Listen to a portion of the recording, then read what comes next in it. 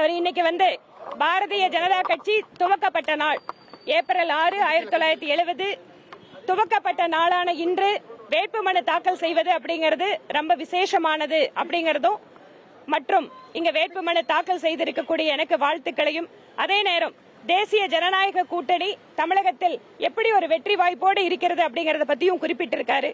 அவருக்கு இந்த நேரத்தில் என்னுடைய மனப்பூர்வமான நன்றிகளை தெரிவித்துக் கொள்கிறேன். ராஜஸ்தான்ல இருந்து மரியாதைக்குரிய சீஃப் மினிஸ்டர் நாமினேஷனுக்காக இங்க வந்திருக்கிறது அப்படிங்கிறது தமிழ்நாடு பிஜேபிக்கு ஒரு ரொம்ப முக்கியமானது. அதற்காக பாஜகவின் சார்பில் எங்களுடைய நன்றி. அதே போல இன்று எங்களுடைய வேட்புமனு ஊர்வலத்தில் கலந்து கொண்டிருக்கக்கூடிய அண்ணா திராவிட முன்னேற்ற கழகத்தினுடைய தலைவர்கள், அந்த பகுதி செயலாளர்கள், பொறுப்பாளர்கள், தொண்டர்கள், பாரதிய ஜனதா கட்சியினுடைய அத்தனை நிர்வாகிகளுக்கும், கூட்டணி கட்சியினுடைய அத்தனை நிர்வாகிகளுக்கும் என்னுடைய நன்றி.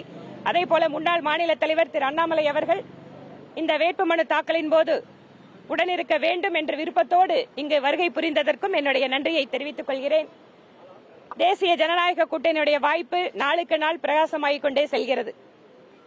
ஒவ்வொரு நாளும் தமிழகத்தில் பெண்கள் மீது நடத்தப்படுகின்ற பாலியல் வன்கொடுமைகளை பார்த்து பெண்கள் குறிப்பாக மிகுந்த அச்சத்தில் இருக்கிறார்கள். தங்கள் பெண் குழந்தைகள் வீட்டை விட்டு வெளியே சென்றால் திரும்பவும் பத்திரமாக வர முடியுமா என்கின்ற சந்தேகமும் பயமும் இன்று ஒவ்வொரு வீட்டிலே இருக்கின்ற பெண்களுக்கும் இருக்கிறது. எல்லா இடங்களிலும் பரவி இருக்கக்கூடிய போதைப் பொருளுடைய தாக்கத்தினால் அடுத்து வரக்கூடிய இளைய சமுதாயம் ஆரோக்கியமா இருக்கிறது மட்டும் அல்ல, குடும்பத்துக்குள்ள பாதுகாப்பா இருக்க முடியுமாங்கிற நிலைமையை இந்த திராவிட மாடல் திமுக ஆட்சி உருவாக்கி இருக்கிறது. திமுகவினுடைய நிர்வாகிகள் எல்லா குற்ற செயல்களிலேயும் முன்னிலையில் இருக்கிறார்கள். அவர்களுடைய தூண்டுதல், அவர்களுடைய ஆதரவின் பேரில் தான் பெண்களுக்கு எதிரான குற்றங்களோ, சட்டம் ஒழுங்கு பிரச்சனையோ, போதைப் பொருளோ அதிகமாகிக் கொண்டிருக்கிறது தமிழகத்தில். இங்கே கோயம்புத்தூரை பொறுத்தவரை கோவை தெற்கு தொகுதியிலே கடந்த 5 ஆண்டுகளாக மக்களுக்கான பல்வேறு திட்டங்களை அரசாங்கத்தினுடைய பெரிய உதவி இல்லாமல் இருந்தால் கூட நிறைவேற்ற முடிந்திருக்கிறது. கோயம்புத்தூர் பகுதியிலே அண்ணன் திரு SP வேலுமணி அவர்கள் காலத்தில் கொண்டு வரப்பட்ட பல்வேறு திட்டங்களுக்கு ஸ்டிக்கர் ஒட்டுவதை தவிர திமுக அரசு வேற எதையும் உருப்படியாக கோவைக்கு செய்யவில்லை. கோவையில குறிப்பாக ஏழை மக்களுக்கு கிடைக்கக்கூடிய அனைவருக்கும் வீடு திட்டத்தில் கடந்த 5 ஆண்டுகளாக ஒரு வீடு கூட கட்டி கொடுக்கப்படவில்லை. ஆயுஷ்மான் பாரத் 5 லட்சம் மருத்துவ காப்பீடு 75 வயதுக்கு மேற்பட்ட முதியோர் குடிமக்களுக்கு தமிழகத்தில் வழங்கப்படாமல் இழுத்தடித்துக் கொண்டிருக்கிறார்கள். விஸ்வகர்மா சமுதாயத்திற்காக கொண்டு வரப்பட்ட திட்டம் தமிழகத்தில் முடக்கி வைக்கப்பட்டிருக்கிறது. மத்திய அரசாங்கத்தோடு மோதல் போக்கை கடைபிடித்ததால் 5 வருட காலம் தமிழகத்தினுடைய வளர்ச்சி என்பது பின்தங்கி இருக்கிறது.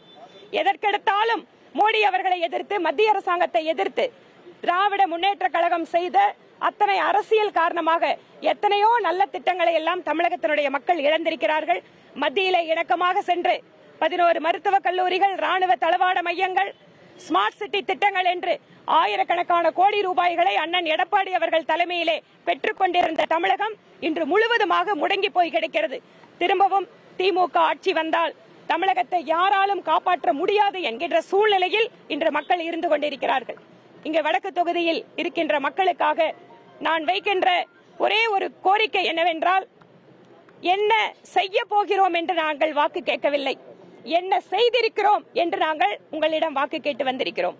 ஆக 5 வருட காலம் எங்களுடைய பணியினை பார்த்துவிட்டு உங்களுடைய குரலாக ஒலிப்பதற்கு வாய்ப்பு தாருங்கள் என வடக்கு சட்டமன்றத்தினுடைய அத்தனை தொகுதி சகோதர சகோதரிகளையும் இந்த நேரத்தில் கேட்டுக்கொள்கிறேன். அண்ணா திராவிட முன்னேற்ற கழகத்தினுடைய தொகுதி பொறுப்பாளர் திரு சந்திரசேகர் அவர்கள் முழுமையாக இந்த பணியில் தன்னை ஈடுபடுத்திக் கொண்டிருக்கிறார். அவருக்கும் இந்த நேரத்தில் அவரோடு இணைந்திருக்கின்ற கழக நிர்வாகிகள் ஒவ்வொருவருக்கும் என்னுடைய நன்றியை தெரிவித்துக் கொள்கிறேன்.